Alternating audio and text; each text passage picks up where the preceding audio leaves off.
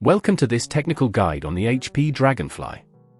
We are Kelatos Informatica, specialists in technical repair.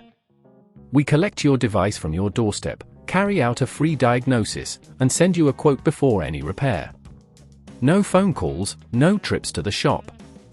We are based at Calle Joaquín María López 26, Madrid. Convenient, transparent and professional. Link in the description. If your HP Dragonfly isn't turning on, it can be quite concerning.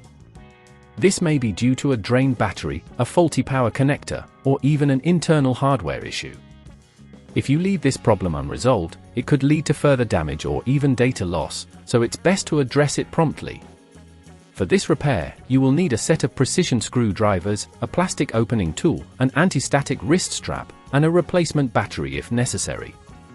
Begin by ensuring you have a clean, clutter-free workspace. To safely open your HP Dragonfly, first, power off the device and disconnect it from any power source. Using a precision screwdriver, remove the screws from the back panel. Keep them in a safe place. Gently insert the plastic opening tool into the seam of the device and carefully pry it open, taking care not to damage any clips or components. Once the back panel is removed, locate the battery. It's typically in the center of the device. To remove it, disconnect the battery connector by gently pulling it straight out. If the battery seems swollen or damaged, it's definitely time to replace it.